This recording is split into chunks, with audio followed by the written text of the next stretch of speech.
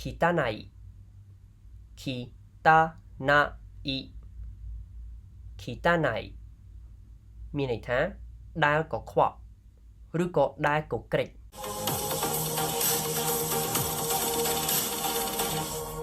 皆さんこんにちはសួស្តីអ្នកទាំងអស់គ្នាថ្ងៃនេះយើងจะសិក្សាអំពីពាក្យជា LPT N5 បន្ថែមទៀតទាំងអស់គ្នាបើអ្នកទាំងអស់គ្នាចូលចិត្តវីដេអូនេះសូមភ្លេចចុច like និង subscribe ជាមួយខ្ញុំផងでは早速やっていきましょうកុំឲ្យខាតពេលយើងចាប់ផ្ដើមទាំងអស់គ្នាពាក្យទី1របស់យើងថ្ងៃនេះគឺ喫茶店喫茶店喫茶店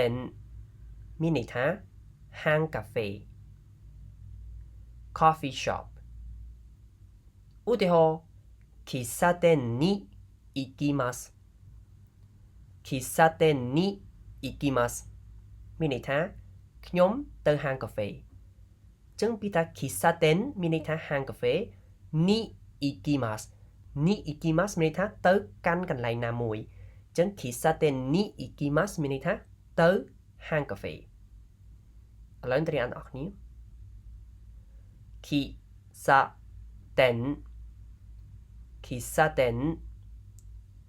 喫茶店មានន័យថាហាងកាហ្វេពាក្យបន្ទាប់គឺ北北北មានន័យថាទិសខាងជើង north ឥឡូវទៅរៀនអស់គ្នា北北北មានន័យថាទិសខាងជើងពាក្យបន្ទាប់គឺ汚い汚い汚いមានន័យថាដែលកខ្វក់ឬក៏ដែលកក្រិច dirty ឧទាហរណ៍手が汚い手が汚いមានន័យថាដៃកខ្វក់ឬក៏ដៃកក្រិចណាអញ្ចឹងនៅពេលដែលយើងនិយាយថា手が汚いគឺយើងចង់សំដៅទៅលើដៃនឹងប្រឡាក់នេះលក្ខណៈថាមានប្រឡាក់ដីប្រឡាក់អីនៅលើដៃយើងនឹងគឺយើងអាចនិយាយបែបហ្នឹងបានហើយមួយទៀតឧទាហរណ៍ថាដៃរបស់យើងនឹងមានកញ្ចក់វែងហើយកញ្ចក់យើងមានក្អែនៅខាងក្នុងខ្មៅអីចឹងគឺយើងអាចនិយាយថា手が汚いនឹងបានដែរឥឡូវត្រៀមទាំងអស់គ្នា汚い汚い汚いមានន័យថាដែលកខ្វក់ឬក៏ដែលកក្រិចពីបន្ទាប់គឺ切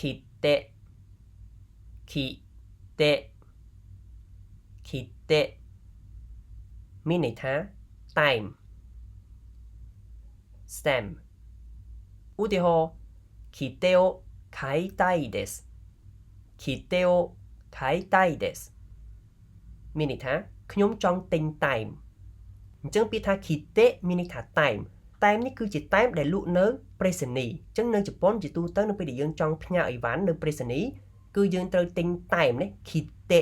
មួយនឹងដើម្បីយកទៅបិទលើអីវ៉ាន់របស់យើងទើបយើងអាចផ្ញើទៅកាន់កន្លែងផ្សេងបានអញ្ចឹងនៅពេលដែលយើងចង់និយាយថាយើងទិញតែមដើម្បីបិទអីហ្នឹងគឺយើងប្រើពាក្យថា kite o kaitai desu អញ្ចឹង kaitai desu មានន័យថាចង់ទិញនេះជាទម្រង់គួរសមអញ្ចឹងនៅពេលដែលយើងនិយាយទៅកាន់បុគ្គលិកនៅកន្លែងប្រេសនី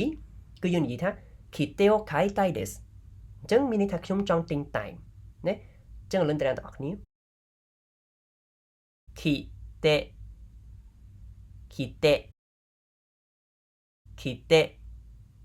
មានន័យថា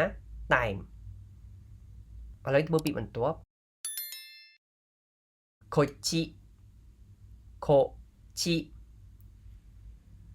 ちមានន័យថាខាងនេះ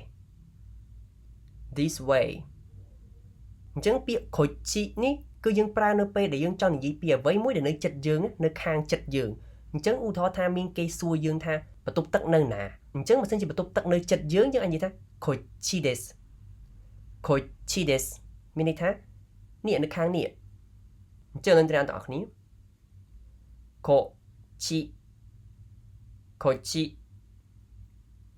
こっちមានន័យថាខាងនេះ ពាក្យបន្ទាប់គឺ こちらこちらこちらមានន័យថាខាងនេះតែពាក្យគួរសម this way អញ្ចឹងពាក្យ こちらមួយនេះគឺស្មើនឹងពាក្យមុននឹងទេគឺពាក្យ こちមុននឹងឯងនេះគឺដូចគ្នាទេប៉ុន្តែគ្រាន់តែខុសថាពាក្យមុននឹង こちគឺពាក្យមិនគួរសមយើងប្រើជាមួយនឹងគ្រួសារយើងឬក៏មិត្តភ័ក្តិឬក៏ជាមួយអ្នកដែលយើងស្គាល់ចិត្តស្និទ្ធតែពាក្យ こちらនេះគឺយើងប្រើជាមួយអ្នកដែលយើងអត់ស្គាល់ឬក៏អ្នកដែលយើងទើបតែជួបដំបូងហើយយើងគោរពយើងឲ្យតម្លៃគេយើងប្រើពាក្យថា こちらចឹងដូចគ្នាដែរឧទាហរណ៍ថាបើយើងជាអ្នកធ្វើការនៅក្នុងភោជនីយដ្ឋានហើយមានភ្ញៀវសួរយើងថាតើកន្ទប់ទឹកនៅណាអញ្ចឹងយើងឆ្លើយទៅកាន់ភ្ញៀវដោយប្រើពាក្យគួរសមឬក៏គោរពអញ្ចឹងយើងប្រើពាក្យថា こちらですមិនមែនប្រើពាក្យថា こっちですទេព្រោះពាក្យ こっちですនឹងវាអត់សូវល្អទេនេះយើងអាចប្រើតែជាមួយគ្រួសារយើងឬក៏មិត្តភ័ក្តិទេតែបើយើងប្រើជាមួយភ្ញៀវគេអត់សូវសប្បាយចិត្តទេគេចង់និយាយថាយើងនឹងអត់សូវឲ្យតម្លៃគេអញ្ចឹងយើងត្រូវប្រើពាក្យថា こちらនេះអត្ថន័យគឺតែមួយទេឥឡូវត្រៀមទាំងអស់គ្នាこちらこちらこちらមានន័យថាខាងនេះពាក្យបន្ទាប់គឺ子供子供子供មានន័យថាកូនក្មេងឬក៏កូន kid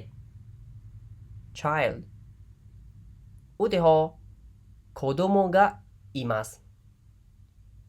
子供がいますមានន័យថាខ្ញុំមានកូន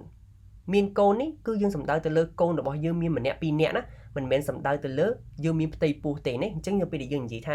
子供がいますគឺគេដឹងថាយើងមានកូនហើយអាចមានម្នាក់ពីរនាក់អីចឹងទៅណាចឹងឥឡូវត្រៀមទាំងអស់គ្នា子供子供子供មានន័យថាកូនក្មេងពាក្យបន្ទាប់គឺ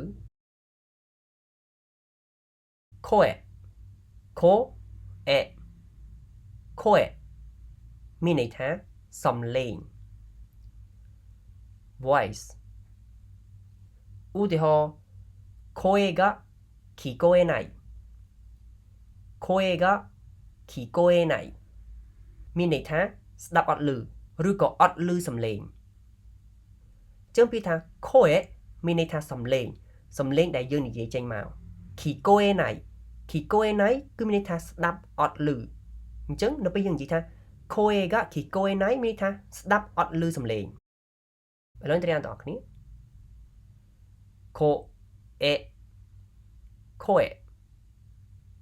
声មានន័យថាសំឡេងពាក្យបន្ទាប់គឺ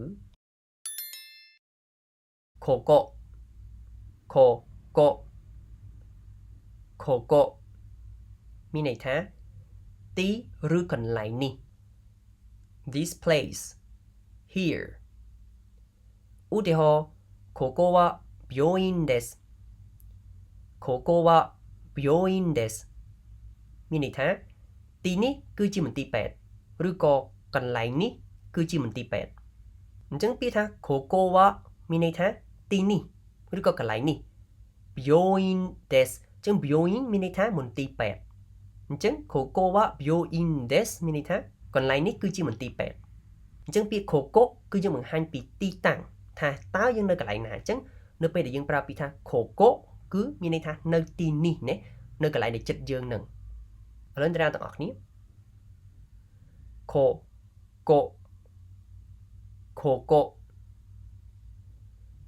こមានន័យថាទីឬកន្លែងនេះពាក្យបន្ទាប់គឺここのか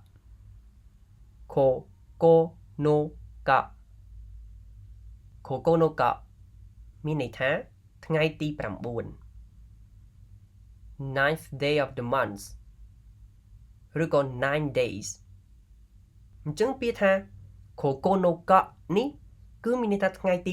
9ថ្ងៃប្រចាំខែរបស់យើងដូចយើងនិយាយថាថ្ងៃទី1ថ្ងៃទី2 រហូតដល់ថ្ងៃទី9នេះយើងនិយាយថា Kokonoka នេះគឺថ្ងៃទី9ឥឡូវត្រៀមអ្នកនរគ្នា Kokonoka Kokonoka Kokonoka មានន័យថាថ្ងៃទី9ខ្ញុំភ្លេចប្រាប់បន្តិចពាក្យ Kokonoka នេះមិនមែនបកបានតែថ្ងៃទី9ទេគឺយើងអាចបកថា9ថ្ងៃក៏បានដែរណាមានន័យថាមួយថ្ងៃពីរថ្ងៃដែលយើងទៅដើរលេងអីចឹងរយៈពេល9ថ្ងៃហ្នឹងគឺយើងអាចប្រើពាក្យ Kokonoka នឹងបានដែរណាអញ្ចឹងយើងអាចបកបាន2យើងបកថាថ្ងៃទី9ប្រចាំខែក៏បានយើងបកថា9ថ្ងៃក៏បានដែរឥឡូវទៅមើលពាក្យបន្ទាប់9 9មានន័យថា9និយាយពីចំនួន9អញ្ចឹងពាក្យ 9នេះយើងប្រើនៅពេលដែលយើងរាប់ចំនួនអ្វីមួយមិនមែនមានន័យថាលេខ9ទេណាគឺមានន័យថាយើងរាប់ចំនួនអ្វីមួយចំនួន9ឧទាហរណ៍ថាផ្លែប៉ោមចំនួន9ផ្លែឬក៏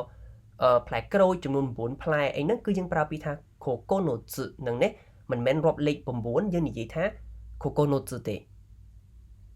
ឡូវត្រៀមទាំងអស់គ្នា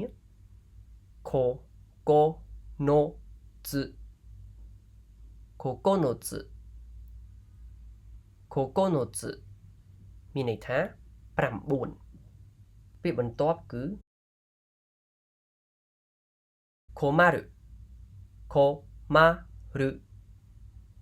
komaru មានន័យថាយ៉ាប់ឬក៏ពិបាក to be troubled ឧទាហរណ៍ お金がなくて困りますお金がなくて困りますមានន័យថាខ្ញុំអត់មានលុយគឺពិបាកណាស់ឬក៏ខ្ញុំពិបាកណាស់ព្រោះអត់មានលុយឬក៏ខ្ញុំយ៉ាប់ណាស់ព្រោះអត់មានលុយអញ្ចឹងពាក្យ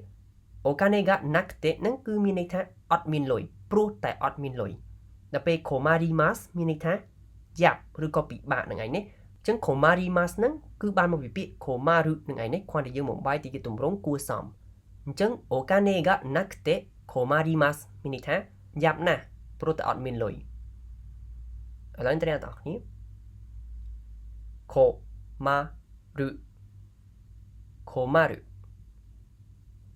komaru មានន័យថាយ៉ាប់ឬក៏ពិបាក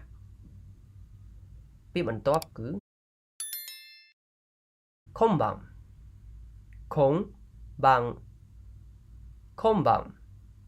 មានន័យថាយប់នេះ tonight ឧទាហរណ៍ konban 何をしますか今晩何をしますかមានន័យថាយប់នេះតើអ្នកនឹងធ្វើអ្វីអញ្ចឹងពាក្យ konban មានន័យថាយប់នេះ何をしますかមានន័យថាតើអ្នកនឹងធ្វើអ្វីអញ្ចឹង konban 何をしますかមានន័យថាយប់នេះតើអ្នកនឹងធ្វើអ្វីជឿនត្រៀមទាំងអស់គ្នា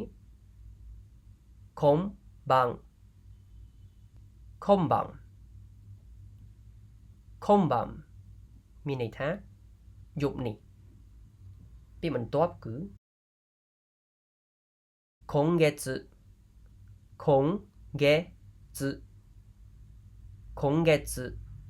មានន័យថាខែនេះ this month ឧទាហរណ៍今月雨がたくさん降っています今月雨がたくさん降っていますមានន័យថាខែនេះមានភ្លៀងច្រើនចឹងពាក្យថា今月មានន័យថាខែនេះ雨がたくさん降っていますមានន័យថាភ្លៀងច្រើនមានភ្លៀងច្រើនអញ្ចឹង今月雨がたくさん降っていますមានន័យថាខែនេះមានភ្លៀងច្រើនឥឡូវត្រៀមទាំងអស់គ្នា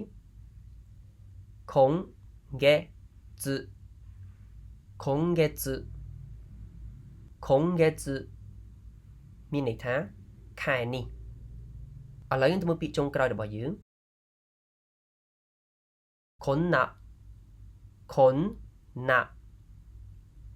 こんなមានន័យថាបែបនេះឬក៏បែបហ្នឹង like this such ឧទាហរណ៍こんな言い方は良くない。こんな言い方は良くない មានន័យថាការនិយាយបែបនេះមិនល្អទេឬក៏របៀបនិយាយបែបនេះគឺមិនល្អទេអញ្ចឹងពាក្យថាこんな言い方こんなមានន័យថាបែបនេះ言い方មានន័យថារបៀបនិយាយឬក៏ការនិយាយអញ្ចឹងこんな言い方មានន័យថារបៀបនិយាយបែបនេះឬក៏ការនិយាយបែបនេះよくないよくないមានន័យថាមិនល្អអញ្ចឹងこんな言い方はよくないមានន័យថារបៀបនិយាយបែបនេះគឺមិនល្អទេឥឡូវទាំងអ្នកទាំងអស់គ្នាこんなこんなこんなមានន័យថាបែបនេះいかがでしたかខ្ញុំមានអ្នកទាំងអស់គ្នាជាមួយមេរៀនថ្ងៃនេះចឹងសង្ឃឹមថាអ្នកទាំងអស់គ្នានឹងអាចតាមទាន់ហើយនឹងចងចាំពាក្យទាំង15នេះទាំងអស់គ្នានៅខាងចុងវីដេអូខ្ញុំនឹងមានកូនតេស្តទូចមួយសម្រាប់តេស្តការចងចាំរបស់អ្នកទាំងអស់គ្នាថាតើអ្នកទាំងអស់គ្នាបានចងចាំអ្វីដែលបានរៀនដែរឬទេឥឡូវទៅសាកល្បងធ្វើតេស្តទាំងអស់គ្នាចំពោះតេស្តនេះខ្ញុំនឹងចេញជាភាសាជប៉ុនហើយអ្នកទាំងអស់គ្នារៀនអានហើយនឹងបកប្រែជាភាសាខ្មែរដោយខ្លួនឯងឥឡូវចាប់ផ្ដើមទាំងអស់គ្នា